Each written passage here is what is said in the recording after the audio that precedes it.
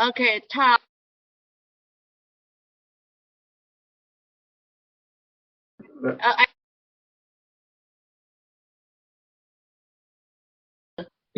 Good morning, good afternoon, and good evening, and wherever you are. And today is Friday. Friday means it's icons, talks, and promoting science, and connecting the world and the universe, and promoting science, and then connecting people through science.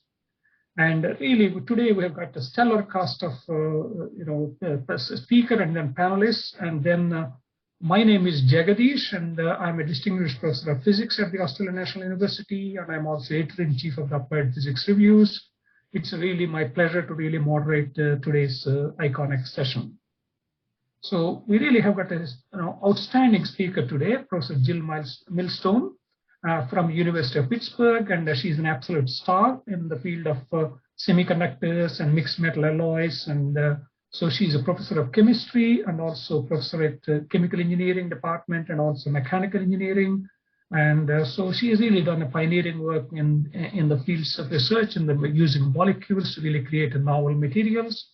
And she's won many awards, an NSF Career Award and ACS Unilever Award, and so multiple awards. And then I really don't want to go into the details of all the wonderful awards she has won. And also, she's been very active in ACS in terms of serving as a chair of the nano division of the ACS, and also that she's serving currently as associate of ACS Nano, and also on the editorial board of Journal of Physical Chemistry Letters. And she's world-renowned in the field of the molecular materials and using molecules for a wide variety of materials also.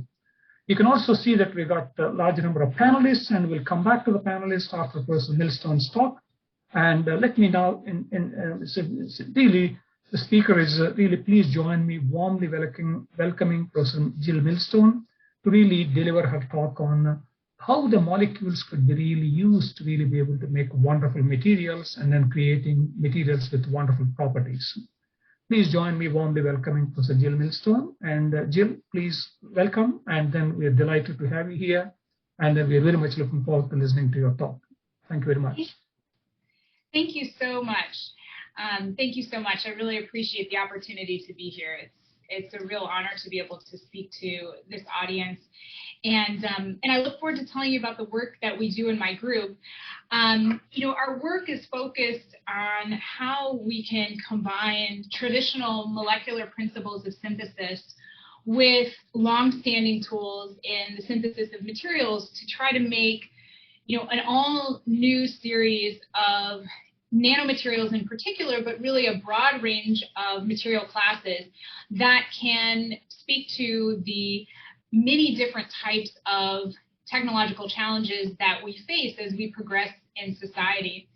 And what I think we consistently find, and what I really want to communicate to you, is that the way that molecular chemistry controls the properties of substances can be used to control materials at a much bigger length scale and to help us understand how those materials form and perform.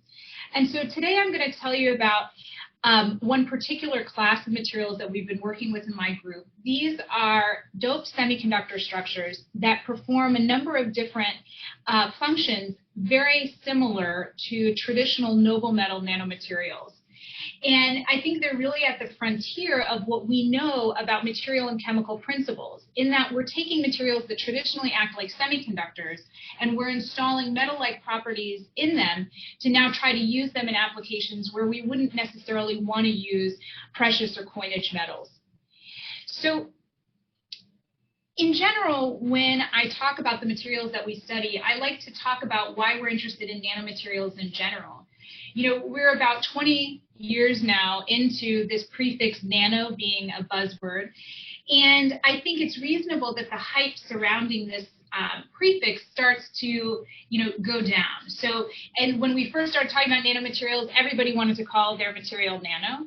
And then at some point it fell out of favor. And now I think we're in a renaissance where we can focus on the actual new science that arises at the nanoscale.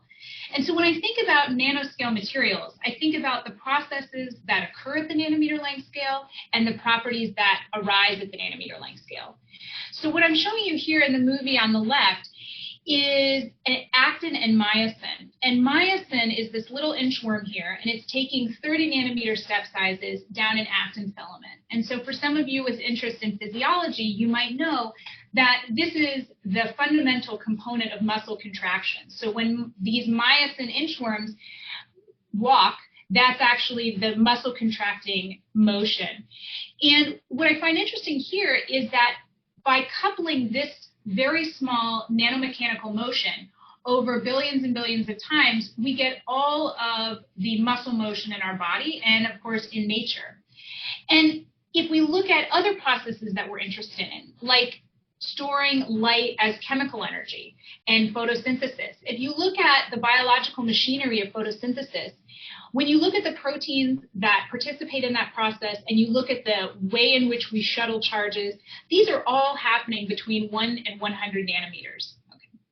And so really what I want to point out with this is that even if there were no new chemical and physical phenomena that arose in materials when you make them with these dimensions, you would still want to make nanoscale materials simply to either mimic or interface with this myriad of different biological processes that we're interested in.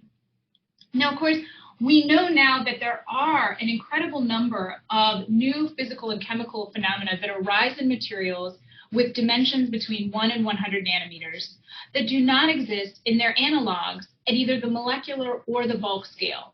And that's really something that I consistently find amazing. And no matter how many times I say it, it is really overwhelming to me that you can have the entire periodic table now extend in multiple dimensions, where every single element that we know can potentially behave differently depending on whether we make it a sphere or a triangle, 10 nanometers or 30 nanometers.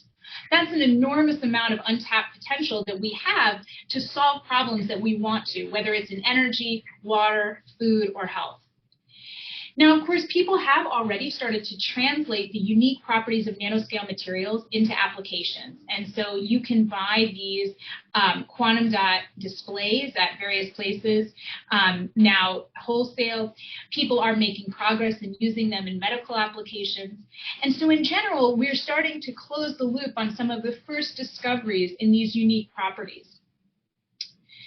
Now, when I say that there are unique properties that arise at the nanometer scale, there's kind of two canonical ones that we use and have known for a while that are widely used in trying to implement in applications. One comes from the semiconductor community, quantum confinement, and that's not what I'll talk about today.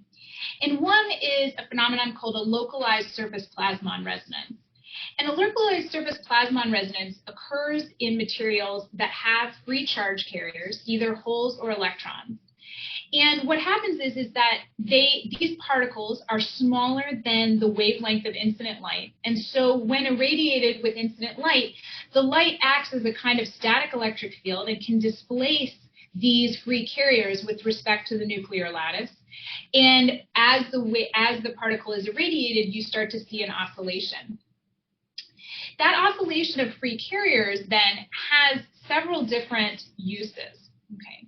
So the first thing that happens when you excite a plasmon resonance in a plasmonically active nanoparticle is that you start to see an enhancement of the electromagnetic field surrounding the particle. Okay.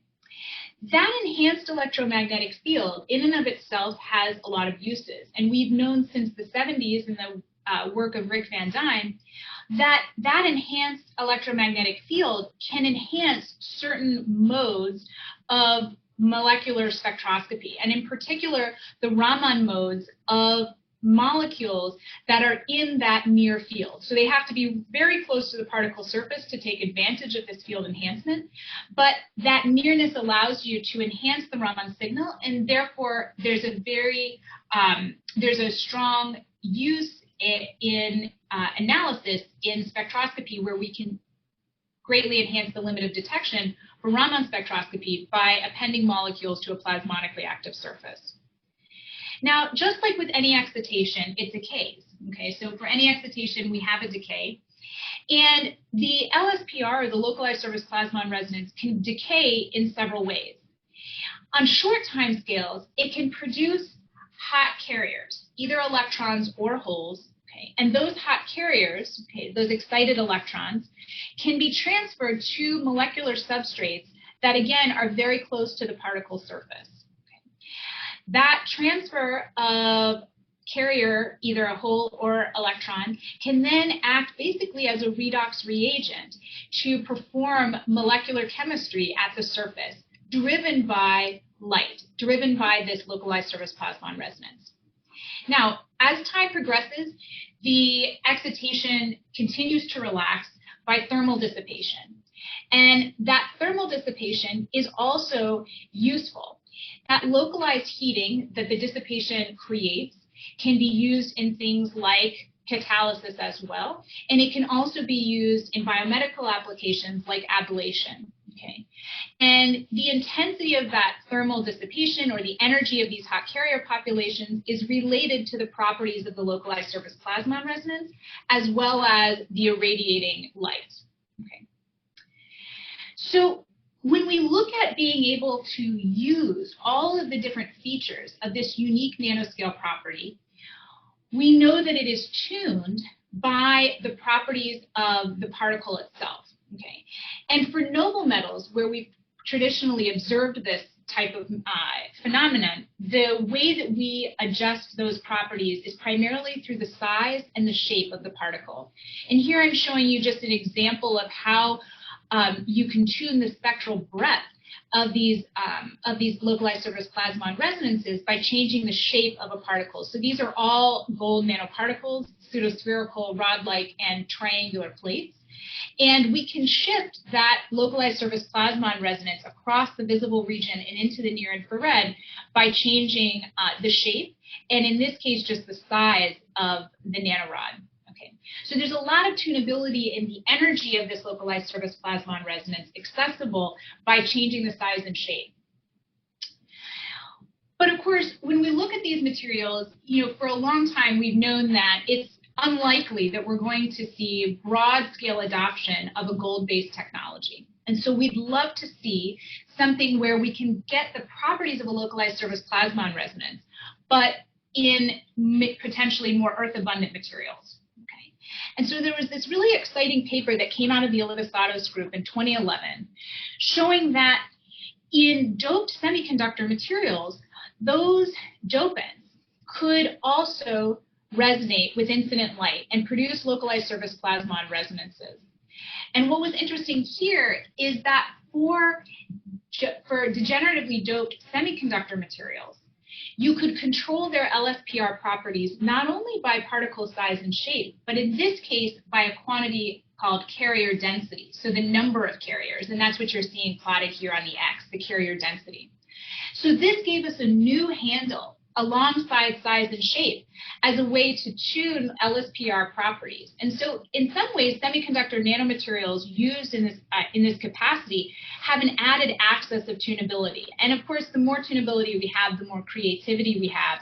And the more creativity we have, I think the more we can solve problems. So how do you introduce these carriers to semiconductor nanoparticles? There are lots of different ways, and you can start to classify them either by introducing these carriers during synthesis or post-synthetically.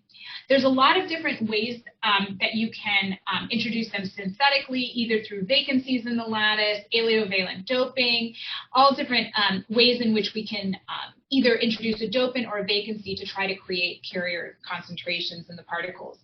There's also electrochemical doping, photodoping, and other types of post-synthetic processes that can allow you to access a free carrier population in your particles. And there are a lot of different semiconductor materials that support these free carriers and ultimately their corresponding localized surface plasmon resonances. Okay. So metal nitrides, metal chalcogenides, and metal oxides all have varieties that support localized surface plasmon resonances. And what's interesting about this variety of materials is that then it also allows you to access a relatively broad range of the electromagnetic spectrum. So when we're talking about designing in specific energies that we'd like to see for a localized surface plasmon resonance, the semiconductor palette is very rich. Today, I'm going to talk to you about metal chalcogenide nanoparticles. And one of the reasons that we started to look at these is because the synthesis of the particles, so kind of the basic aspects of the particles, are relatively well known. So we can really dig deep into why and how we can control carrier density populations here and see how much we can leverage those carrier density populations to now do plasmonic work that we've seen is possible in other classes. So the copper selenide nanoparticles that we make are made by a traditional hot injection method. Okay, you have a copper precursor heated up well above 200 degrees. We inject a selenium precursor in an argon environment. And under those air-free conditions, we get a population of relatively monodisperse pseudospherical structures with diameters around 14 nanometers. Now, what's exciting about copper selenide nanoparticles and the way that you dope them is that you dope them through oxidation. And so what you can do is you take your reduced particles that you make in the flask here, and then you just expose them to air. So after exposing them to air, the copper in the lattice, some portion oxidizes to copper 2, and we'll talk a lot about what happens to those copper 2 atoms. Okay. Some portion oxidizes to copper 2, and that oxidation creates a population of holes, and those holes are going to be our free carriers. So this strategy of doping oxidation in air is really attractive from the technological perspective, because what it means is the longer it's in the environment, the better it gets. So that's a good feature. We wouldn't want to be making something that is too environmentally unstable. And this material needs to be exposed to the environment in order to elicit the LSPR response. So that's an exciting feature. And we can track that feature in a couple of ways. So here I'm showing you a UV-vis absorption spectrum where we're looking at, on the red line, the particles as synthesized, the reduced particles, and then we can follow the growth of this peak in the near infrared as a function of oxidation, where after about an hour, we see a relatively stable peak around 1100 nanometers. And this peak is the localized surface plasmon resonance. Okay, so this growing in and blue shifting of the peak is consistent with an increase in free carriers that are now exhibiting a localized surface plasmon resonance in response to the incident light. Now, the particles are still semiconductors, so we still see their band gap here around 500 nanometers. Okay. And we can evaluate carrier densities. Okay, so we can actually look at what carrier densities we have as a function of oxidation using a traditional model called the Drude model. The Drude model is a classic model for analyzing carrier density and other electronic properties in a material. And it uses this absorption spectrum as the empirical measurables that we can then input into an equation to extract the carrier density. Now, the Drude model has a lot of advantages in that absorption spectra are readily accessible. It's easy to take an absorption spectra of your material, and knowing some optical constants of the material and the surrounding medium, we can easily extract a carrier density. There are a couple of drawbacks, though, of course, and one of them is inherent to nanoparticles. So let me just go back real quick and talk about these two features in particular. So these are going to be the empirical measurables that are going to allow us to correlate the spectrum with carrier density. And you see there's the LSPR peak position as well as the peak width. Now, in the case of nanoparticles, many of you probably are familiar with the fact that when you make nanoparticles, you always have a distribution. You have a distribution in size. You will often also have a distribution in shape. In this case, we don't have really an appreciable shape distribution, but every particle sample has a size distribution. And you also have heterogeneities in surface chemistry, crystal facet, and in semiconductor nanomaterials, sometimes defect densities and so on. So these can impact peak width independent of the intrinsic carrier concentration that the spectrum might correlate. Further, there are some optical constants for nanoparticles that are really difficult to obtain, and you wind up having to estimate these quite a bit. But regardless of those caveats, you are able to use this technique to extract the carrier densities for each one of these spectra, so particles as they oxidize, except for when we have a fully reduced or primarily reduced sample where we don't have a spectroscopically discernible peak. Now, for some of you maybe who have studied this, you might say, well, if you just go back more out into the infrared, you would see some kind of peak. But the peak breadth here really remains prohibitive in terms of extracting reliable carrier density values. And so this kind of limitation struck us because if we're trying to control carrier density and develop synthetic methods by which we're going to be able to tune carrier density and use that as another axis of LSPR technological handles, then we need to be able to control it. But to control it, we need to know what we're controlling. So we need to have a way to measure not only high carrier densities, but low carrier densities. And so what we wound up looking at was other methods by which we could measure carrier density. And here, this is just outlining what I've already told you, which is that there are some challenges to using the Drude model that we'd like to be able to overcome. So one of the complementary approaches that we came onto was using NMR. And I've since starting to work with NMR as only in my independent career, I've consistently been overwhelmed with the amount of richness an NMR spectrum can contain and what we can learn about the structure and electronic properties of a material from NMR data. And here what we did was we decided to analyze the selenium-77 nucleus of these copper selenide nanoparticles in solid-state NMR. And when you take a solid-state NMR spectrum, there's a lot of information that you can extract from that spectrum. And here I'm showing you 3 figures of merit that we can learn from NMR experiments. Okay. One is looking at the line shape of the spectrum. So this is going to be the form of the peak or peaks that we see.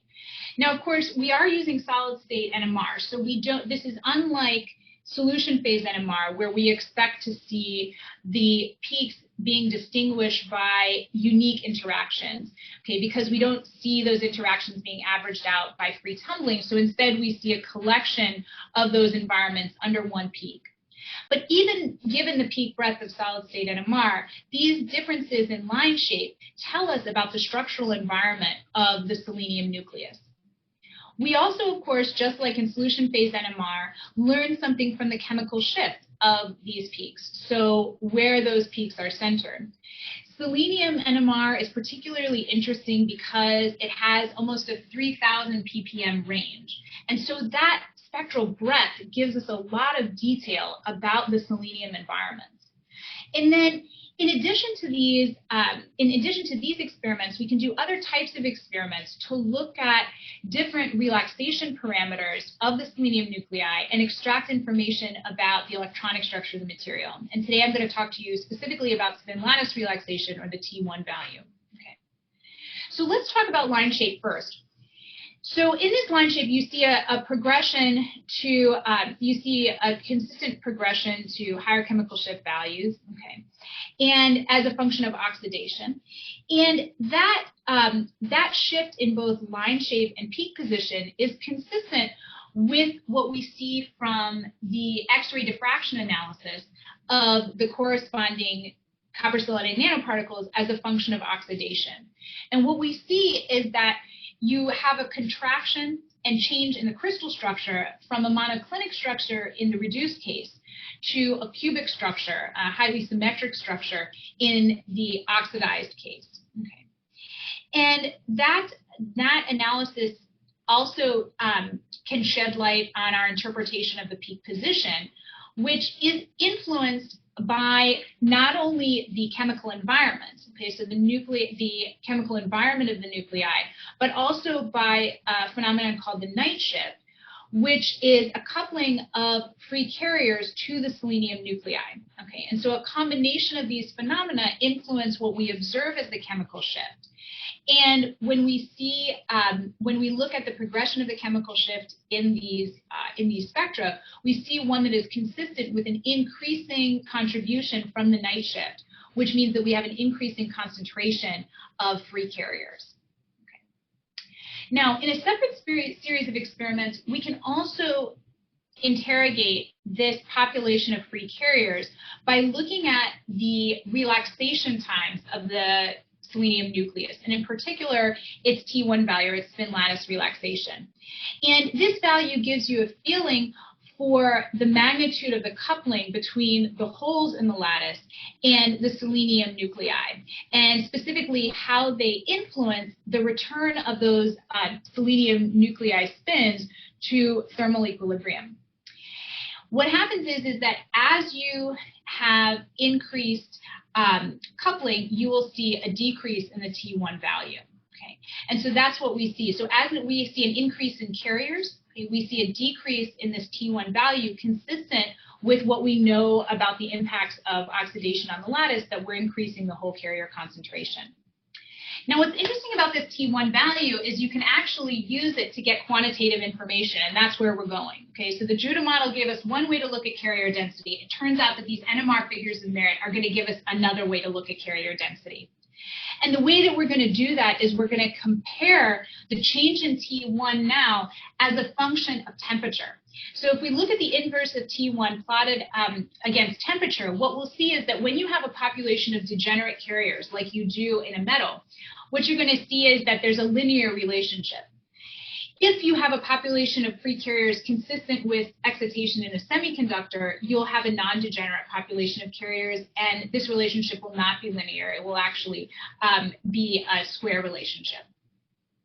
So we can then look at this, do this experiment and look at the T1 values for a sample of our different types of particles. We looked at fully oxidized, if you will, plasmonic particles, ones that were mid-oxidation, and ones that were as synthesized before exposure to the environment. And we can look to see how do their T1 values trend as a function of temperature. And what we see is that in all cases, you have a linear relationship between the temperature and the inverse of T1. That indicates to you that in each one of these samples, including the one where we did not see an observable plasmon resonance, there's a population of free carriers. That's important because now what it does is it allows us to see the very early stages of plasmon emergence in this new class of materials. And so we're able to get values for not only these mid and fully oxidized copper selenide nanoparticles, but we're now also able to get a value for this spectroscopically silent reduced copper selenide nanoparticle, but still has some population of carriers that we can analyze. So detecting low carrier densities with NMR is useful because we get to ask questions like, how much doping is necessary to observe a plasmon resonance, how much doping is necessary to control plasmon resonances with fine tuning, okay, so trying to just move a couple of nanometers. So we're able to get relatively high resolution of carrier densities in the low range. But what's interesting is that when we compare the two methods, what we find is that they're complementary.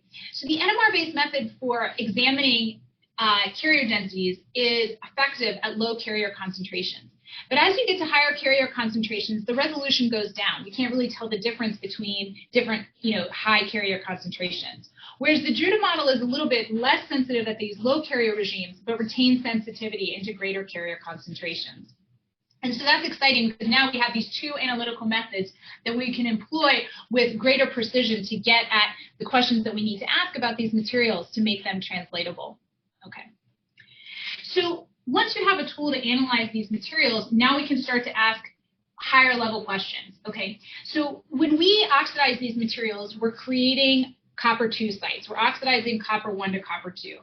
But that doesn't give us a lot of information about the structure of the particle. And we do need that information, especially structure of its surface, to know things like how will that surface perform in catalytic experiments? How stable is that surface? How much will that surface influence the stability and intensity and position of the localized surface plasma on resonance? So we need to be able to follow these oxidized copper sites.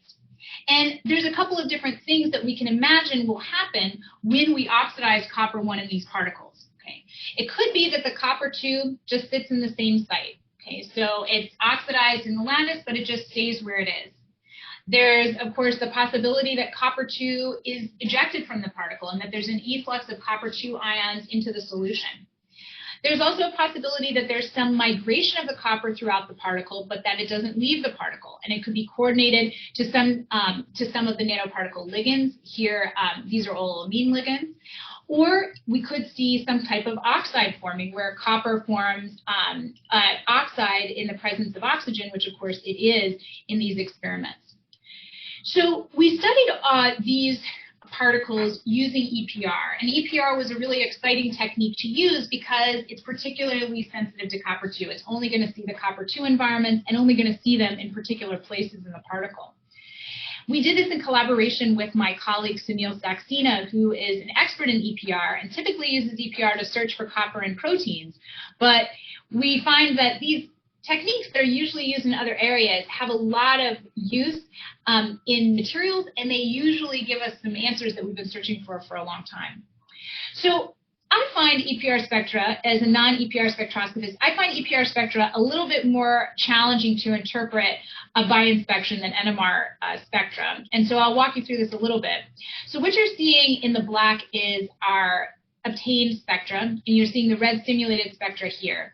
And what we can do through simulation and in collaboration with my colleague is we can extract two components. Basically, we can see two potential copper environments in this spectrum. And so then the challenge is you need to, by deduction, assign each one of these components. So, of course, you go to your control experiments to try to find matches to that component. And so we looked at a variety of different possibilities. You mix olyllamine and copper 2 free in solution. So we look at those, we don't treat them. This would be trying to see whether or not we have a copper 2 environment that's consistent with coming out of the particle and coordinating to solvent in the surrounding medium. Then we just look at oxidation, which is the solvent. Okay, and we look at its potential coordination to copper 2. We also just look at free copper ions. And then, of course, we look at copper selenide in the bulk. And what we find in this case is that only when we heat olyllamine and copper 2 and form kind of an aggregated series of copper particles do we see an environment that matches what we see in our experimental spectrum. And so what that does is it indicates that the component 1 here is copper 2 coordinated to olyllamine on the surface of a particle. Okay, so it's distinct from just copper 2 coordinated to olyllamine in solution. It's specifically looking at copper 2 in a surface environment coordinated to olyllamine. Now, when we look at the second component, what we see is that component grows in as a function of time. So if we follow the copper 2 environment as a function of these oxidation experiments, we see that in the beginning, it's not a major component. But as time goes on, we see that component arise and then plateau. So when we looked at these, experiments, we had the hypothesis that potentially this copper could be copper 2 in an oxide environment. And so we can look at this in a few ways, but the way that we decided to look at it was to synthesize separate copper nanoparticles that had a copper oxide shell, okay, and to compare that spectra with what we had observed in the fully oxidized copper selenide nanoparticle case. And what we find is that these spectra are consistent, that the spectra that we obtained from our particles and the copper oxide coated nanoparticles were very similar. And in fact, if you look at our particles using XPS, we see the growth of a copper 2 oxide forming. Now, what's interesting about copper oxide and EPR is that there's a practical limit to the thickness that we can detect. So interestingly, bulk copper oxide is antiferromagnetic, and so we wouldn't see that in the spectra. So what we know is that this copper oxide is not thick. Okay, so it's not in experiments that people have done looking at when that antiferromagnetic behavior arises. People have seen it in particles as small as 6.6 nanometers in diameter. So we know that probably this copper oxide shell is there, but also thin and probably less than 6 nanometers. And so that's an interesting feature of this observation, that not only do we know that copper oxide is on the particle, but we also know that the shell has to be relatively thin in order for us to have observed it in the EPR in the first place. And so the EPR experiments now give us a picture of what the surface looks like.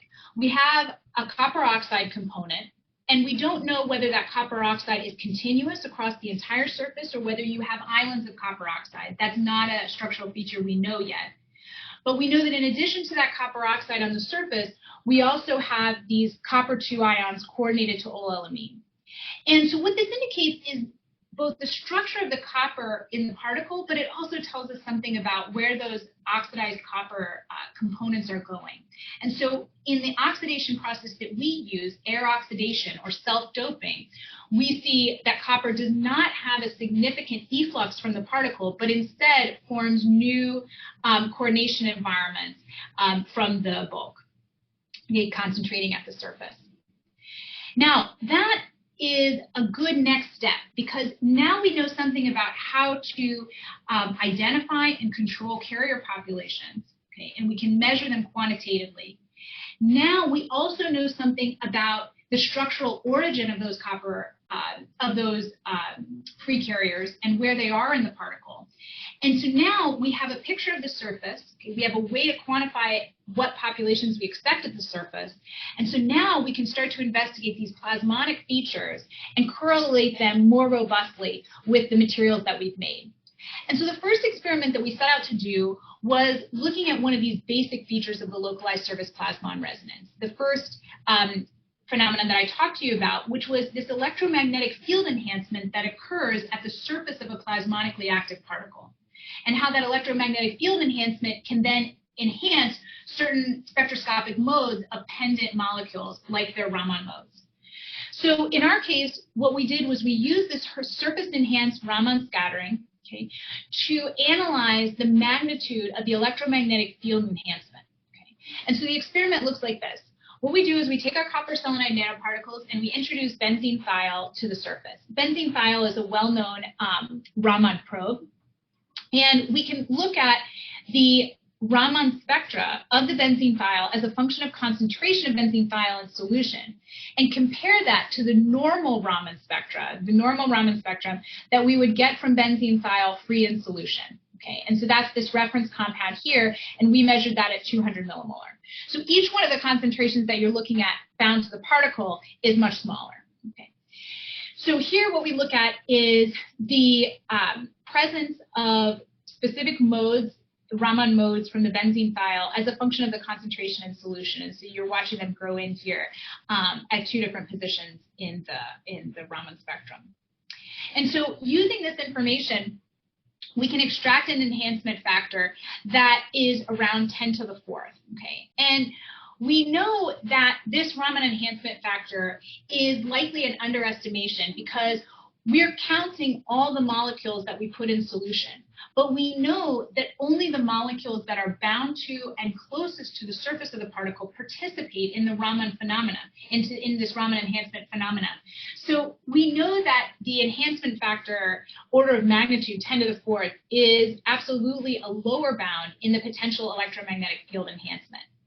But even at that lower bound value, okay, we're still seeing that these particles perform comparably to their noble metal counterparts. Gold spheres dispersed have an electromagnetic field enhancement factor of 10 to the 3. And of course, over the last 15, 20 years, people have figured out how to enhance that electromagnetic field dramatically through coupling of plasmonic materials by, for example, just creating gold dimers, or creating highly anisotropic structures like gold nanostars. And there's lots of other ways that we can enhance electromagnetic field enhancement, either by lithographic processes or by other shape and assembly engineering. So this gives us a feeling that we have a really good start to using these more earth-abundant materials as plasmonically active substrates. Now, of course, when you start to look at Raman scattering is a very interesting analytical tool, but it's not really a technological one. At this point, we really know how to use different types of Raman spectroscopy on various types of Raman enhancing substrates. So we're not looking for new SIRS enhancing materials, but we can use it to tell something about the fundamental plasmonic materials that we're using. But what we are looking for is new ways to drive chemical transformations with light instead of high pressures or high temperatures.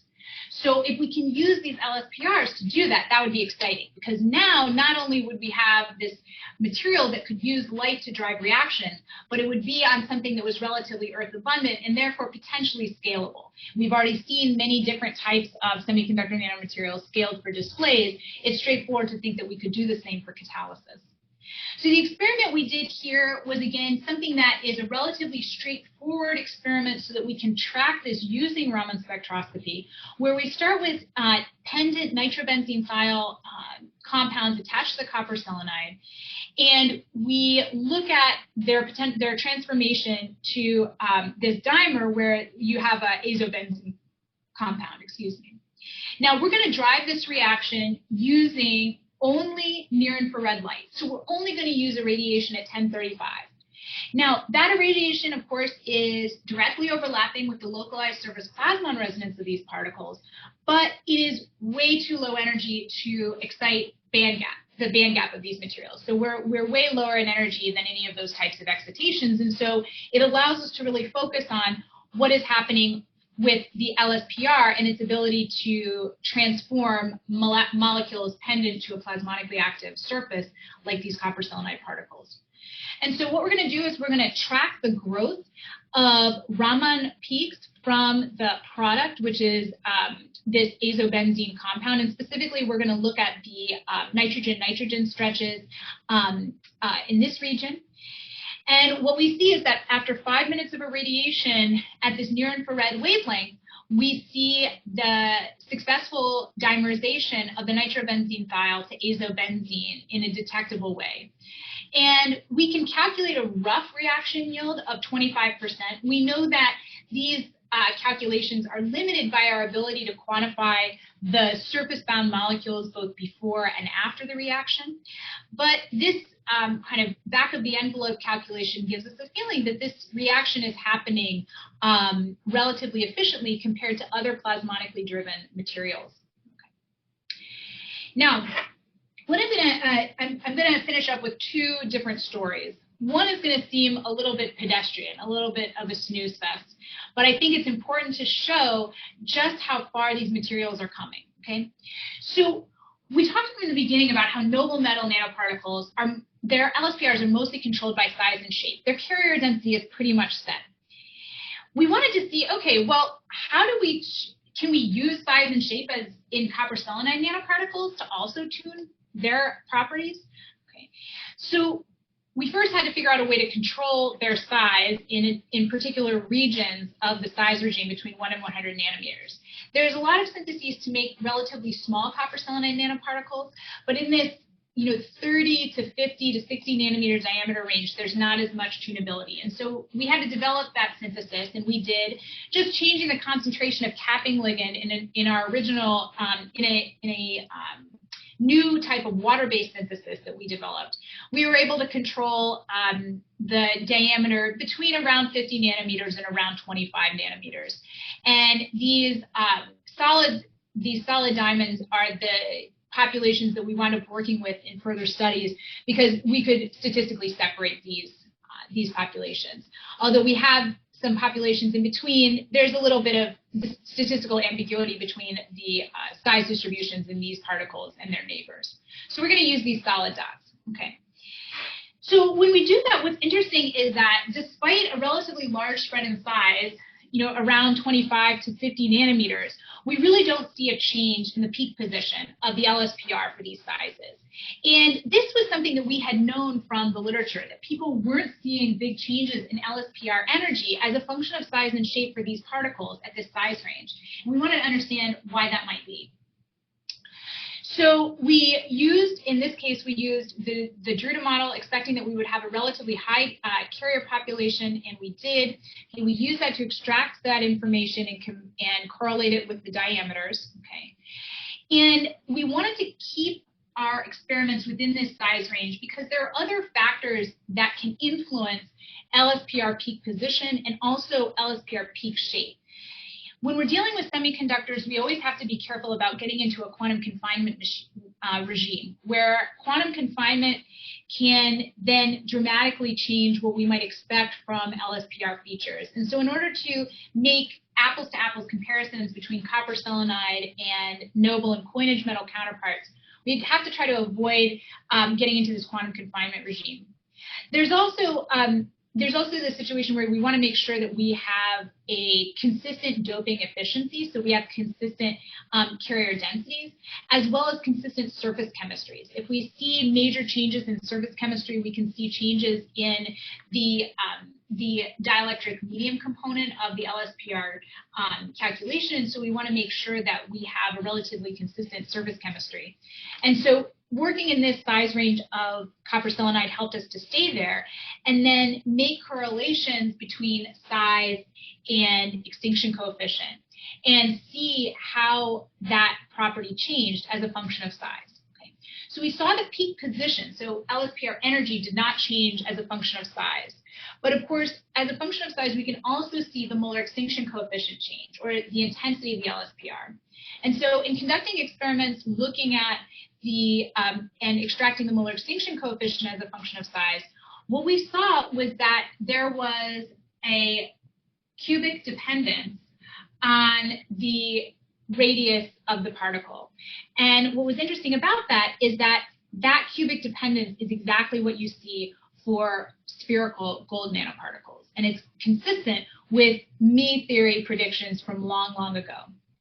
What that tells you is that this plasmon resonance, this metal-like behavior that we're seeing from these copper selenide nanoparticles, is consistent with any other metallic species. So once we have a carrier population, that free carrier population is behaving just like it would in any other metal particle. And that gives us a lot of encouragement for trying to use those materials like their noble metal counterparts. To kind of interrogate this a little bit more, we made particles that we knew had a different carrier density, okay, which was determining their peak position. Okay. So we looked at particles with different doping efficiencies, and you still see that R to the 3 dependence. So for a given carrier concentration, you see the same type of dependence, you see the same type of size dependence for their molar extinction coefficient. Okay, so what I told you so far is that copper selenide nanoparticles that are doped in air, so self-doped via oxidation of the copper by oxidation of the copper 1 sites, make for an extremely interesting plasmonic platform. They behave very similarly to their noble metal counterparts and are promising as alternatives to those materials to be used both in, if we want, sensing applications, but photocatalytic transformations, as well as presumably thermal applications, although we didn't study it. Some people have already started to study these materials in thermal-based LSPR-driven processes. But there are many ways in which we use plasmonic materials that go beyond their intrinsic properties. There are many different types of heterostructures that have been made for different types of various photo-driven charge separation and catalytic enhancement reactions.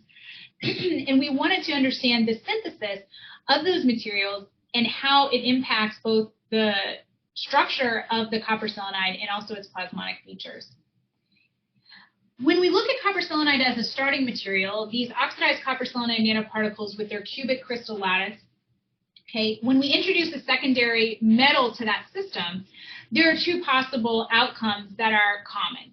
Either we will exchange with the copper, so that the metal will then exchange with the copper in the lattice and produce some type of mixed metal or ternary chalcogenide product, okay, with no reduction. Or we'll see deposition of that secondary metal on top of the existing copper selenide lattice and create a metal semiconductor heterostructure. Okay.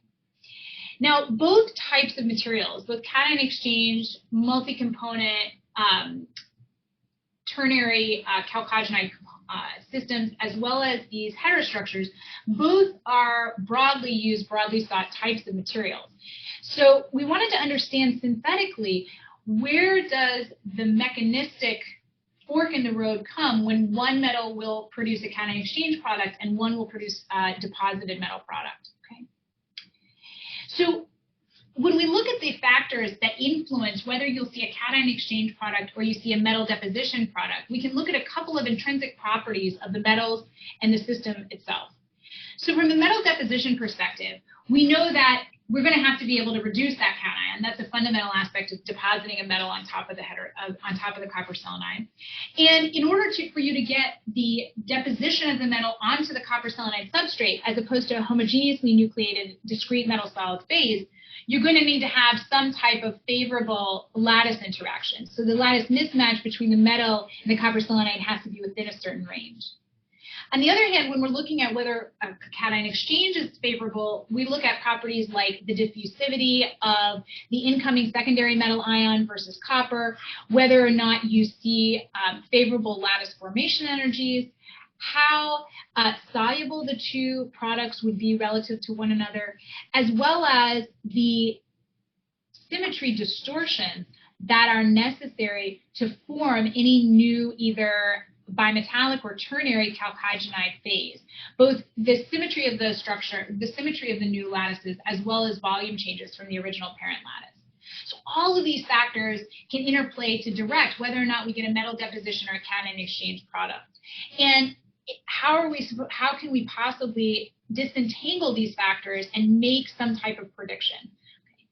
Now, that is challenging to do, but I felt like it was possible, and we looked at all the different factors that I just mentioned and wound up selecting a series of 5 different metal ions that we felt could be used to make some conclusions about why you get metal deposition products or where you get these mixed metal chalcogenide products in a water-based synthesis where we're using ascorbic acid as the reducing agent. Now, ascorbic acid here is meant to be a mild reducing agent that, from a reduction potential perspective, is capable of reducing all 5 metal ions, but is not so strong that we would also now be inducing competing homogeneous nucleation processes for any of these metals. Okay. So when we look at these 5 metals, we see cation exchange products observed for 3 of them: the mercury, the palladium, and the silver. Okay. And what you're looking at here on the top are STEM EDS maps for each one of them. Okay. The secondary metal is in green in all cases. Okay. And so what you see in the mercury cases, you see these domained particles where when you look at hundreds of these particles, which we have done, actually 99% of the particles that we analyze have at least one mercury selenide domain. Okay. In the palladium case, palladium seems to be homogeneously incorporated throughout the selenium lattice, coincident with copper. And in the silver case, again, we see domain formation, and in some cases, complete conversion, partial conversion, and we do see a non-trivial population around 30%, which varies, and I can talk about why that varies. So we have some populations of unexchanged, some populations of fully exchanged, and some populations of partially exchanged parameters. Now, what are we learning from those experiments besides, oh, okay, those 3 metals cation exchange? Do we get any substantive design rules about this synthesis or any substantive mechanistic insight? When we analyze the properties of these materials, I think the most useful is the silver case, where we can start to disentangle the relative contributions of these different parameters to the final structure. So for silver, overall, you would probably predict that you would get silver metal deposited on the copper selenide. The reduction potential is favorable. It has a relatively low lattice mismatch with the copper selenide. And so there are all the conditions necessary for heterogeneous nucleation of a discrete silver metal on top of the copper selenide. On the other hand, from a lattice formation energy perspective, you would not expect that you would get silver selenide. And from other perspectives like the ionic radii, you probably would expect at least slow diffusion of the silver, although you might expect ultimately there would be some. But if you look at the lattice symmetry, we do see that the lattice symmetry change from copper selenide to silver selenide and copper silver selenide has a variety of different volume changes, but the symmetry maintains mutually orthogonal lattice vectors, meaning that even though it's going to extend a little bit away from a cubic lattice, so a fully symmetric lattice, you maintain these mutually orthogonal lattice vectors, so you maintain a relatively high symmetry compound. And so what we find is that under all the conditions that we studied, and we studied several, you always get a mixture of silver selenide, copper silver selenide, and copper selenide with no either discrete silver nanoparticles observed or pendant heterogeneously nucleated silver structures. And you can test this by saying, well, maybe if you just added more reducing agent, or if you added stronger reducing agent, you would get the silver metal structures. And what we find is that in all cases, we do not see that. So if you increase the amount of ascorbic acid, interestingly, even if you have no ascorbic acid, you still get the silver cation exchange products. But even when you have a lot of ascorbic acid, you still see only silver cation exchange products. If you move to sodium borohydride, you also see exchange products at relatively low concentrations of sodium borohydride. When you move up to really high concentrations of sodium borohydride, everything basically just falls out. You start reducing even the copper in the lattice. So it's not the strength of the reducing agent that's the problem here, and why we're seeing cation exchange products. And we also don't see this as a function of the amount of silver that we add. So you might think, well, if you just add more silver, you're going to start to see more silver deposition as opposed to cation exchange. Now, there's a lot of data on here that I'm not going to go through in detail, but what this is basically outlining is that as a function of the amount of silver that you add, you change the relative populations of your copper selenide, copper silver selenide, and silver selenide domains, but you do not change the fact that they're all cation exchange products. There's no silver metal observed. So it seems like the lattice symmetry is one of the major driving forces here for whether or not you get cation exchange or metal deposition products. And if we look at the outcomes for the three metals that I've already talked about and compare them to gold and platinum selenides, where we have a major change in not only the lattice volume, but the lattice symmetry from these mutually orthogonal lattice vector families to the hexagonal crystal structure, we only see metal deposition products. Okay. So in both of these cases, you see exclusively metal deposition products with no selenide formation at all, with no mixed metal selenide formation at all. And so what we see here is that in a case where even though silver metal deposition would have been more favorable than platinum metal deposition, when the symmetry is wrong, you get metal deposition. And when the symmetry is right, you see cation exchange. And so what was exciting to us here is that when you look at these materials, you see a design rule that is rooted in fundamental properties of the system, the lattice symmetry. That's not a reaction-sensitive parameter. It's obviously not completely divorced from conditions, okay?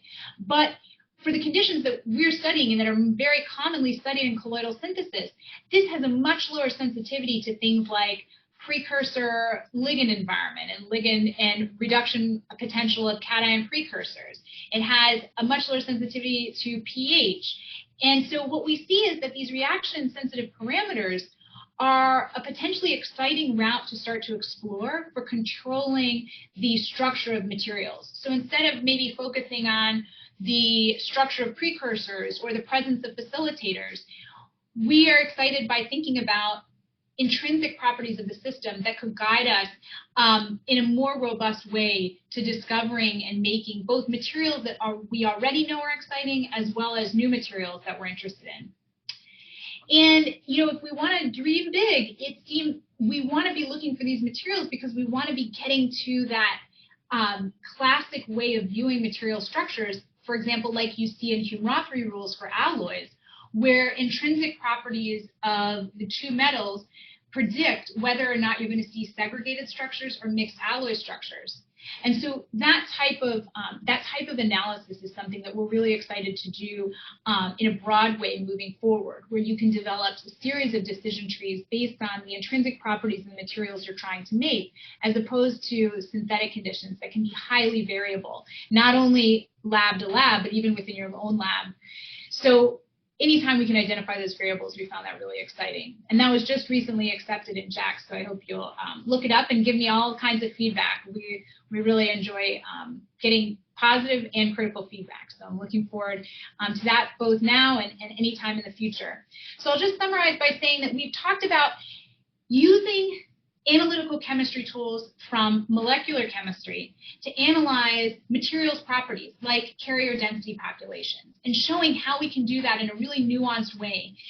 And then using that information to now start with a robust structure that we can analyze the chemistry of the surface to correlate with properties like catalytic performance driven by localized surface plasmon resonances, and use those well-defined particles and particle properties to now try to expand into the next generation of mixed metal and multi-component materials with some kind of mechanistic clarity that would allow us to get there over and over again to really take advantage of that material class.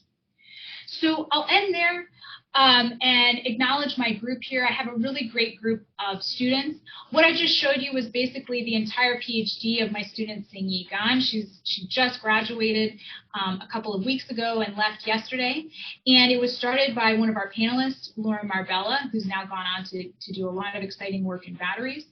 And I want to thank in particular my two collaborators who contributed a lot to our understanding of the system. Renee Frontera at the University of Minnesota is an expert in Raman spectroscopy and various other types of plasmon-driven spectroscopies, as well as Sunil Saxena, who is an expert in EPR spectroscopy of a variety of different biological and material systems. And so with that, I'll finish and take your questions. Thank you so much. Thank you very much, Jill, for that exciting talk, and then really starting with nanoparticles and then how they could be used to really be able to engineer the properties of the materials. And it's really a fantastic talk.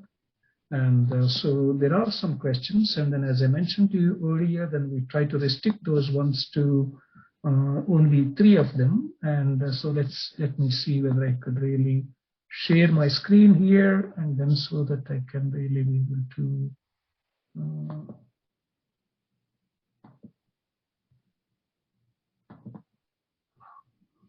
wrong one. Just give me 1 sec. Somehow I cannot find my file on the things which we are looking for. Okay, let me ask you the question. First question came from Lee Wong, and so Lee Wong is asking the question. And dear Professor Jill, and great talk. I want to know, is it possible to make these nanoparticles assembly uniform in large scale for mass production? That's a great question. And I'll tell you that I think there is. So the particles I was just talking about, for example, and a lot of the particles that we were using both in the photocatalysis experiments as well as in the experiments looking at the extinction coefficient, those are all water-based syntheses with PVP ligands. So a ligand that is very cheap to produce. So we're not talking about some very, we're not talking about some very expensive, highly tailored chemical. Okay, we're talking about a relatively cheap set of polymers with a broad size distribution in water, in air. And so even though one of our reviewers of one of these papers recently pushed back and was like, I don't think we need a water-based syntheses. I think for exactly the reason you're getting at, we do need these room temperature, water-based, ambient condition syntheses, because those are going to be the ones that are most easy to scale. That synthesis that I started off talking to you about, 285 degrees in octadecene, that's not going to be something that people want to scale. So I really like where your question is coming from, and I think that the syntheses that we're developing now, both us and others, are those types of scalable systems. And in particular, copper selenide, because it is plasmonically active when you expose it to air. So it's not one of these super air sensitive compounds that make it a little difficult to work with. It's stable in water, it's stable in air. Thank you, Jill. And the next question is from Lee. How about the cost of this approach if go to commercialization? Looks like will be very expensive. Yeah, so that's a great question. And let's follow up with you to know specifically about which component is making you feel like it's going to be really expensive.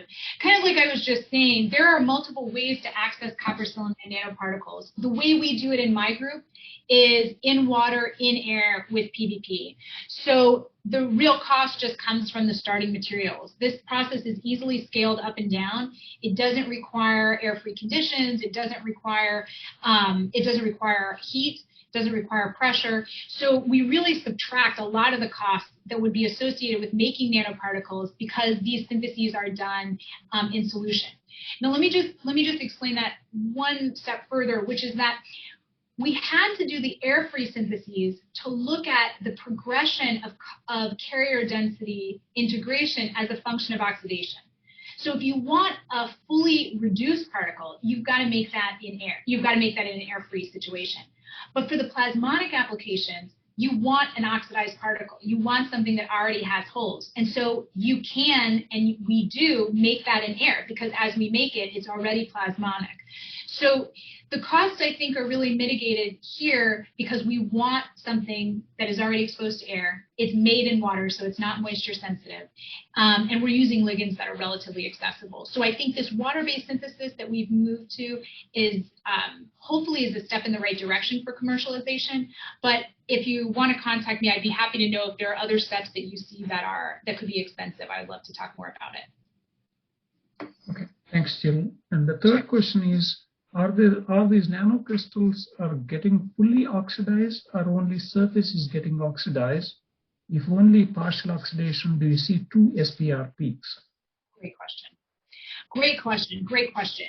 So, I've always been careful, both myself and my students, with using the term fully oxidized. Okay, so fully oxidized, I think in the strictest sense of that expression would mean every copper 1 site is now a copper 2 site. We definitely don't see that. So if you measure, if you look at the stoichiometries that we can measure by ICP, for example, we certainly don't see enough efflux of copper ions to indicate that that's the case from the stoichiometric ratio of copper to selenium.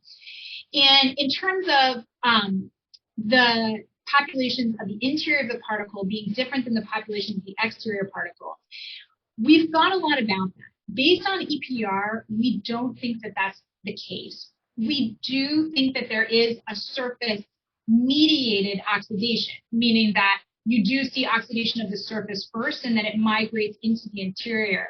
And actually my postdoc who did this work did some really interesting experiments looking at the vacancy motion or the motion of these copper ions in the particle. But it wasn't work we could fully, we haven't really fully finished that work.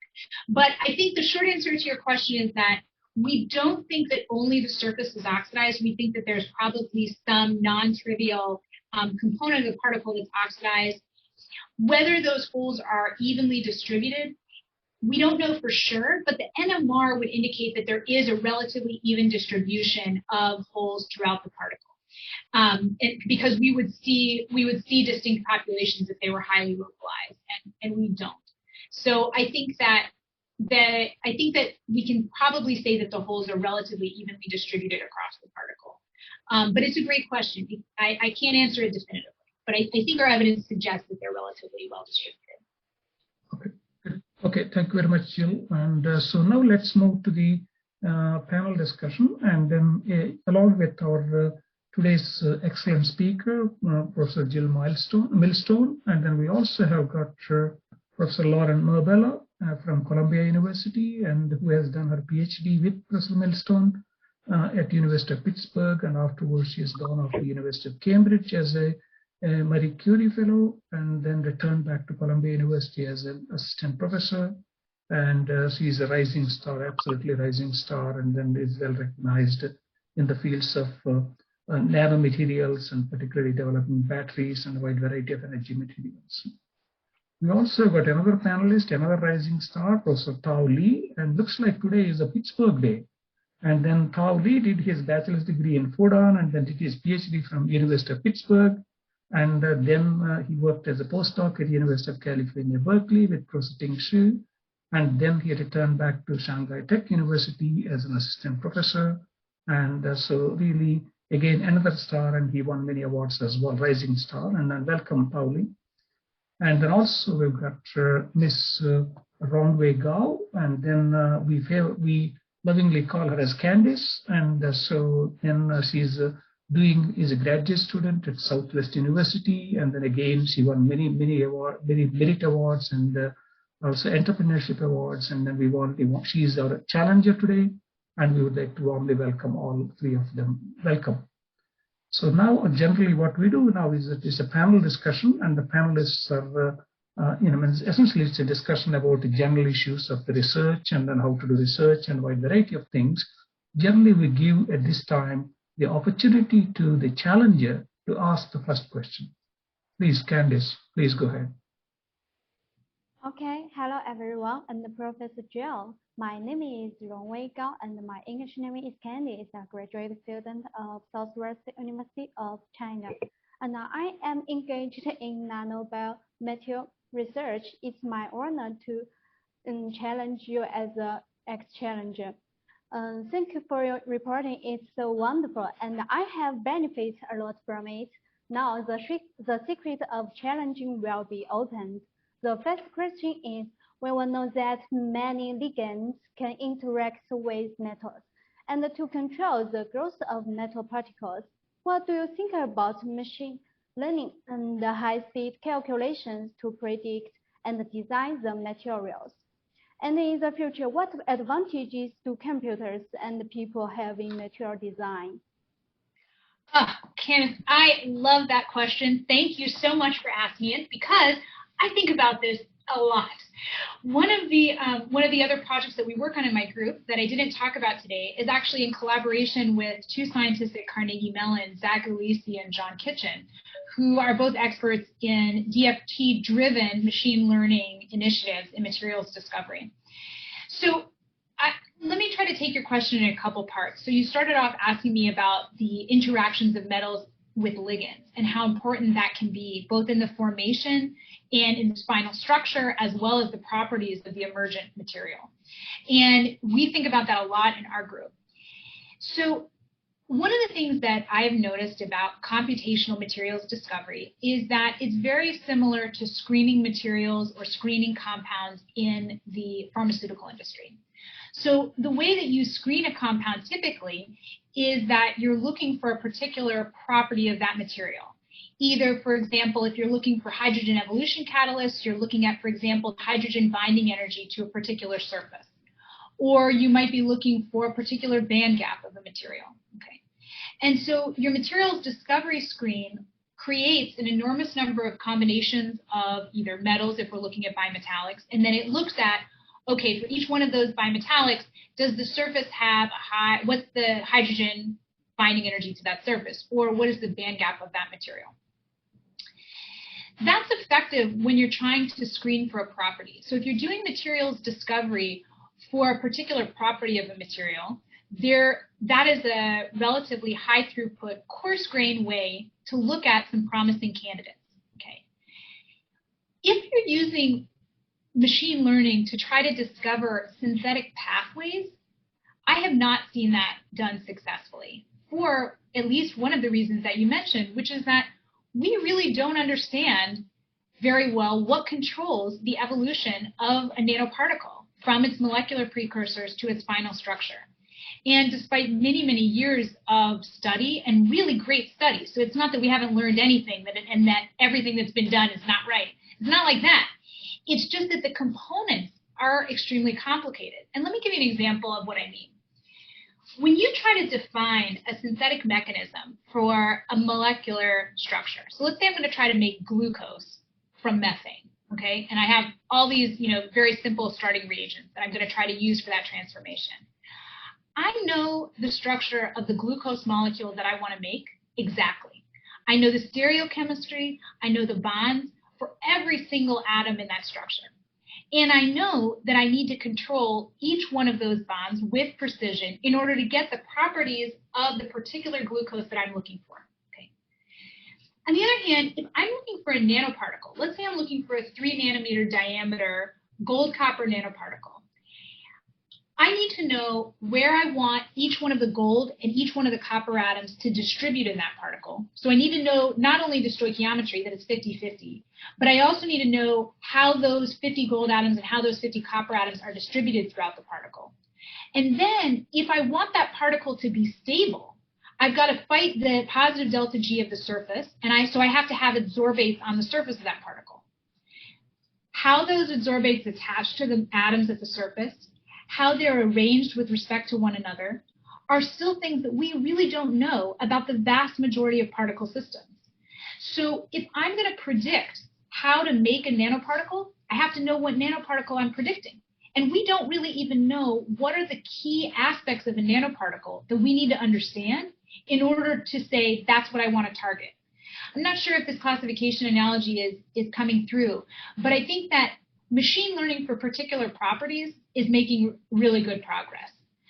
But there are still caveats. I mean, it can still miss things because things can be made at the nanoscale that can't be made in the bulk. And so if you're going to model only what seems feasible at the bulk, you're going to miss all those new cool nanomaterials you could have made that don't exist in the bulk. But for the most part, that's, proceeding apace. But for synthetic mechanism discovery, there's a lot to be done. There's a lot to be done because we don't really understand what we need to know about the targets to define the synthesis to that target. And that's my thinking. Okay, thank you. Thank you, Jill. Candice, thank you. You have any further questions, Candice?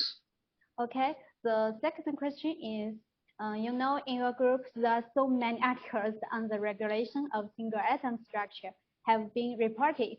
So I want to know in the future, do you think is that possible to control each atom to make supermaterials by demand? Yeah. So I think about this in two ways. So there's the direct question, is it possible to control nanoparticle structure atom by atom? But there's the other question of, is that necessary? Okay, so let's go back to the glucose molecule. So in the glucose molecule, I need to control every atom, every bond, and the stereochemistry of every bond in order to define its properties completely.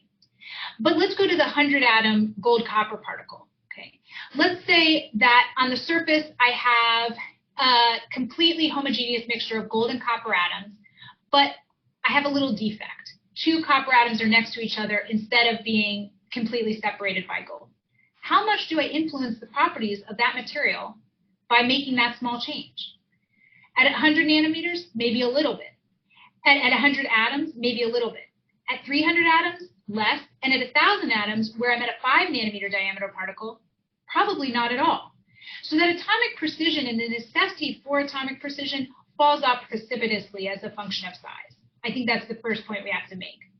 The other thing is that as we get larger, our ability to control size just becomes thermodynamically very challenging, okay? So solid state atom diffusion is real. So in metals, your atoms are moving quickly. So even if your synthesis did get some atomic precision, those atoms are mobile, okay? And the smaller they are, the more mobile they are. Gold at room temperature, okay, a gold atom in a gold bar moves 1 nanometer in 5 microseconds. So even if you have a homogeneous mixture, if there is any driving force for those metals to segregate in any way, they can't. So even if you achieve atomic precision, it's going to be difficult to maintain. So I think what I think about when I think about what do I want to be able to do as a nanochemist and as a nanosynthesis, what parts of the structure do I want to be able to control? For me, it's all about the surface. The surface is really where the vast majority of the properties, whether I'm talking about in catalytic reactions, thermal dissipation, sensing, the surface is really where everything is happening. And so that's where I would be focusing my energy in trying to control atom position. And at the surface, you have some options because you can ligate the surface, you can coat the surface with another, you can coat the surface with thin layers of oxides, and that can give you, kind of a mesoporous oxide access to a particularly atomically controlled surface. There are things you can do to get close. But I think atom by atom control will be hard outside of a very small range of clusters, in my opinion. Okay, thank you. Sure. Okay. Thank you, Jill. And maybe let's go to the next panelist, and Professor Tao Li. Do you have any questions to the speaker?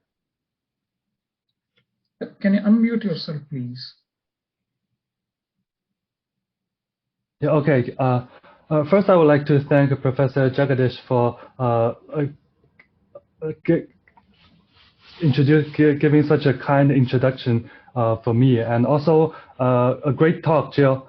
And your talk just reminds me of the time when I was in Pittsburgh, and starting from the first time that you interviewed at the University of Pittsburgh, I was there, and it's been around 10 years, right? And seeing you that gradually build up your research until now, it's really a remarkable stuff. And also some of the slides reflect me back to the times that I took your nanomaterial class when I was in Pittsburgh. So the first question I have for you is research about the research content. The copper selenide nanoparticles you used for photocatalysis, and you were saying that using the plasmonic effect to build up the electromagnetic field on the surface of nanoparticle to facilitate the catalytic reaction, and it's kind of a part of the photocatalysis. And I'm wondering, so compared to traditional photocatalysis that doesn't use this kind of plasmonic effect, and what does it stand? Because for catalytic reaction, light intensity is not necessarily the limiting factor. Maybe it's a diffusion limited. Maybe it's the overall light intensity limited. So what's your point of view on how this technique stands in the photocatalysis field? That's a really good question. It reminds me of all your good questions. So Thank you. That's a really good question. And I think if I can restate what you're asking, you're kind of asking, how do I compare LSPR-driven photocatalysis to traditional photon-driven molecular photocatalysis? Is that kind of where you're asking? Yeah. So I think there's definitely similarities in that obviously there is an intensity dependence. And just like in molecular photocatalysis, that intensity dependence falls off because at some point you start to degrade the material. And so here we are, we're using relatively, strong intensity. So on the order, we try to keep it in the order of solar intensity, so 100 milliwatts per centimeter squared. But so there is that feature. I think the biggest thing that I see with LSPR-driven photocatalysis is the difference in timescales between photoexcitations in molecules and the excitation of the localized surface plasmon resonance. So this excitation that produces hot electrons is, on the tens of femtoseconds regime, whereas my understanding is that a lot of molecular photochemistry is happening on a little bit longer timescale. And so I think that even now, even though we are clearly seeing LSPR-driven chemistry, I think trying to think about how the mechanisms by which you're extracting a hot electron that's doing chemistry is challenging to model, not model computationally, but conceptually figure out what you're doing when you have such a short excitation. So the excitation is so short that we have to then combine with, not just a molecular transition, but molecular vibration states that are basically static with respect to the time scale that we're exciting the plasmon. So I think the biggest difference probably between LSPR-driven photochemistry and traditional photochemistry is our ability to anticipate what impacts there will be in this mismatch of timescales between molecular reactions and the excitation of a molecular substrate that's pendant to the particle surface via LSPR interaction. So in other words, I don't know how long your excited state on your molecule is going to live. Will that actually be long enough for the reaction to take place? So those are some of the things that I think about. I think the timescale mismatch is probably going to be one of the biggest distinguishing factors. Okay. And do I have a chance to give another question? Yes, sure. Go ahead. Okay. Yeah, so the second question is more broad. It's about the career path. So when you compare to when you started your career at Pitt, and then it's been 10 years after. Do you think that your expectation and goal initially has changed over the past 10 years, and how has it changed? That's a really good question, and I appreciate getting the opportunity to think about that and take stock. Well, I always wanted to be known for producing high-quality results. So I knew that we wouldn't be the people who were putting out 40 papers a year. I knew I wouldn't have a group of 30. I like having a relatively large group, somewhere around 10. So I think in terms of our output, I always had moderate goals because I wanted to be involved in everything. And my personal bandwidth is limited. So I have to, I wanted to scale to that. And I always wanted to make sure that the science that we put out is as accurate as possible. So one thing that, we do is we have these supporting information sections in our papers that are like novels. And I think for me, that's important because I remember as a graduate student wanting to engage with the literature and being frustrated by not being able to follow the thought process or the experimental process of papers that I was really excited about. So I really wanted to make sure that I was setting that tone, not just for my group, but hopefully for the field, that in order to move forward, we were going to be as thorough as possible with the questions that we answered. I also have a little bit of intellectual claustrophobia. So meaning that as people work more and more in a single field, I like to try to do something else. And so I was really lucky that, early in my career, Lauren introduced me to NMR. And so I really started to think a lot more broadly about analytical tools and the role of analytical tools in nanochemistry. And that got me out into fresh air that I was really excited about. But I've always been focused on the chemistry of material formation and metal-metal bond formation. How does the chemistry of how we make materials influence their structure and performance? And so in that way, I'm still consistent. To be totally honest with you and not necessarily share too many details, personal details, I think the biggest thing that has changed for me is that my day is no longer 100% dedicated to my work. I used to love to come in and just think about chemistry from the time I got up to the time I went to bed. I was that boring person who just wanted to do that, go for a run and come back. But now, I have 3 kids and, so I have a kind of bustling family life. And so what I've started to think about now is just being much more selective about the questions that we answer. I want to do things that I feel like will actually be useful, that will push the football down the field, if you will, that we're going to move the needle a little bit. And so I am a lot more selective about what we do now than I was. Every question was interesting to me when I first started. And now I'm like, I don't think that has a big enough impact to be worth our time. And so I'm more selective now than I used to be. Okay. But I could think about that for a long time. That's a good question. It's tough to have 3 kids. Thank you. Okay, maybe let's go to Lauren. And Lauren, do you have any questions to Jill, please? Sure. I guess I'd also like to start off by thanking the organizers for inviting me to participate in the panel and the very kind introduction. And Jill, wonderful talk as always. Even though I did my PhD on some of this stuff, it's interesting to think about, how I still have questions about a lot of this work. And even though I'm working in an entirely different field and the relationships and overlaps between those fields. So I actually didn't realize that a lot of these syntheses were done in water versus what you traditionally think about for a quantum dot synthesis when you're air-free or an organic solvent. So I guess, and like you were saying earlier, I think that's really exciting because it means you can scale it much more easily. And so I guess my question is do water-based syntheses also work for the metal oxide analogs of these particles? And, what role because the metal ions will have very different solvation structures in those different solvents. So does that play any role in the product outcomes that you get or the limitations there? So Lauren, that's a great question. And it actually just came up in some discussions that we were having in the review process. So let me take one of the parts that you said in the middle there first, which is that the coordination environment of the ions is extremely different when you're talking about doing this oxidation process and storing the particles in water versus in these organic solvents.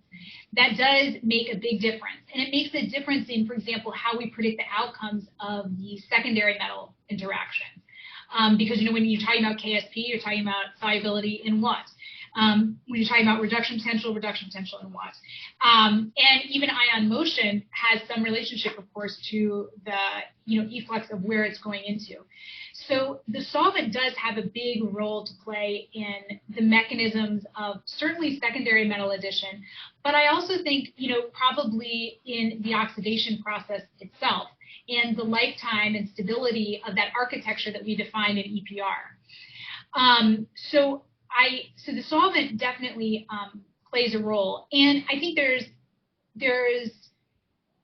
you know, upsides and downsides to that. So I think the upside is that when you're doing the studies in water, like we've talked about a couple times now, I think there's a big advantage in the scalability of that type of synthesis.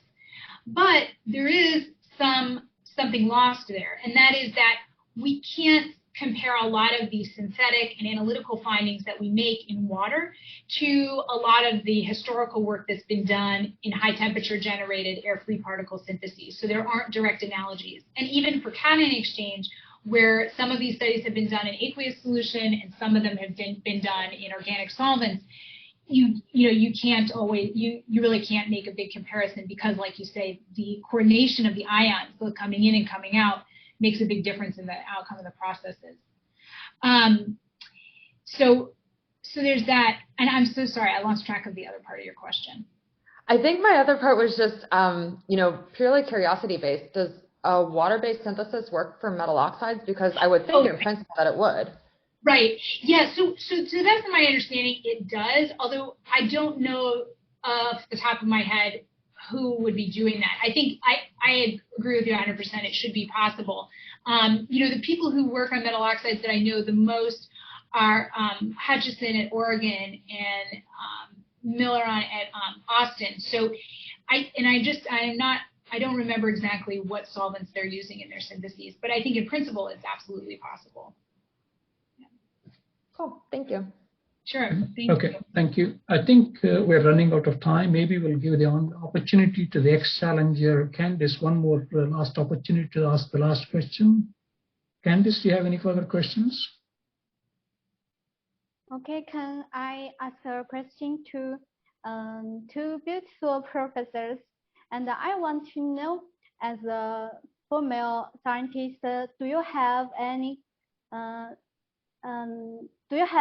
suggestions for the young female students? Lauren, do you want to go first? Do you want me to go first? Mm-hmm.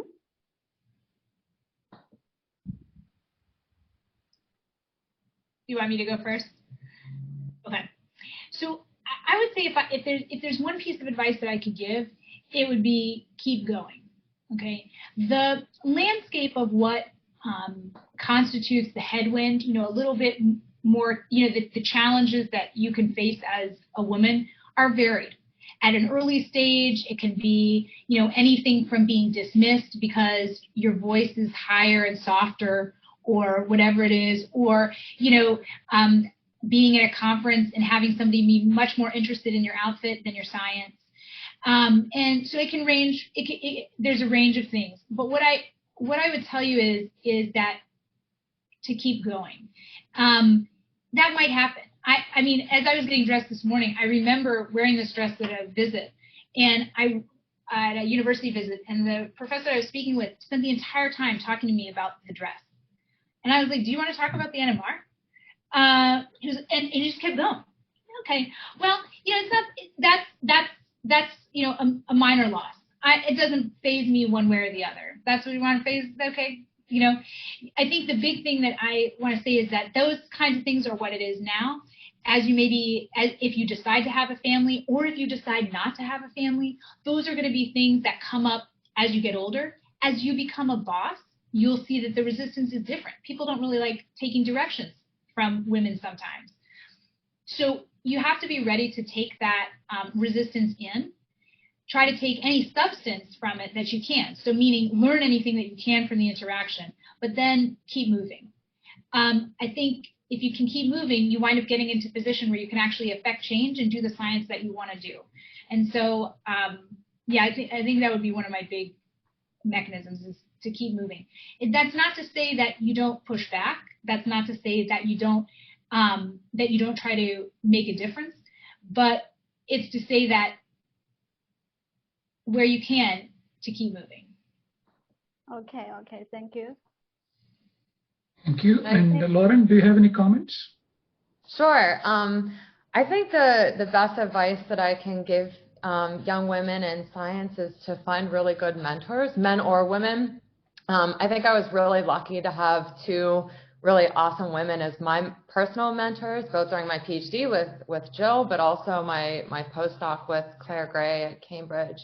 And you know, just being able to see the two different stages of the career as well for a woman was just super helpful. You know, learning and seeing how Jill works and writes basically made me the scientist that I am today. And then seeing her, you know, evolve to having a family and incorporating that into her work nowadays, and still producing the highest quality science, I think is just so inspiring. And, you know, then going and doing my postdoc with Claire Gray, who had been in the field for 30 years, was one of the first women in solid state chemistry, hearing about the things that she went through and how things have evolved since then was super helpful. And, you know, I think it's important to find these mentors because they really stay with you for life. Jill is honestly just like a FaceTime or a text message away at all times. Anytime something good happens, something bad happens, she's one of the first people that I tell. Definitely the first person if something good happens. And it's just so helpful to be able to have a woman who's a mentor to you, who cares about you and cares about your success, and be able to bounce ideas off of them. Yeah, so Jill is honestly like, you know, just the best mentor anyone could really ask for. And then, you know, I don't talk to Claire quite as much. There's quite a time difference between us since she's in England and I'm in New York. But, you know, we do have the opportunity to meet up at conferences, and she gives me the same level of support. Early in my career, I was, you know, really frustrated and going through some struggles, and she just gave me a big hug and told me about how she went through similar things. And it was just really helpful to hear how someone could, you know, end up being successful, you know, facing similar challenges. So I think having multiple inspirations like that is really important. Okay, thank you very much. And so really, I want to first of all thank all the panelists, and also finally we'd like to really sincerely thank the today's very distinguished speaker. And then Jill, if would have been in-person meeting, would have presented this certificate to you, and then we'll send this one to you. Thanks again for sharing your wonderful research and also your wonderful experiences and inspiring the next generation of both men and women. And then we really appreciate what you're doing, and then also trying to manage that work-life balance, and which is very important, particularly has been mentioned by many of you. This is really wonderful. And I also want to sincerely thank our rising star panelists and for their excellent participation and also asking excellent questions as well. So as you know, that IconX every Friday we have got various speakers, and then you can see that the May speakers next week is Professor Zonglin Wang from Beijing Institute of Nanoenergy and Nanosystems, and then on 28th of May is Professor Nagar Engeta from University of Pennsylvania. And so really we've got wonderful speakers, and we look forward to seeing so many of you in the following remaining talks as well for this month. And again, as I mentioned, that every month, every Friday we have these talks, and we'll be delighted to have you and then be able to learn from these wonderful experts. And we also want to thank all these experts for sharing their expertise and their experiences with the next generation of young scientists, and I'm really very delighted about that. As been mentioned, Professor Zonglin Wang is going to speak next week, and then my distinguished colleague, Professor Paul Weiss, is going to moderate this session. And then also we've got a wonderful the panelists as well. And then with that, and I finally thank all the people, those who help us in really putting these things together, and particularly Professor Alice Tsang, and she is the pioneer in terms of starting these Icon X talks, and then inspiring and then bringing so many people, and then really making science and scientists as the real stars. Thank you very much, and enjoy your morning or afternoon or evening, and thank you very much, and I look forward to seeing you next Friday. Thank you very much. Bye-bye.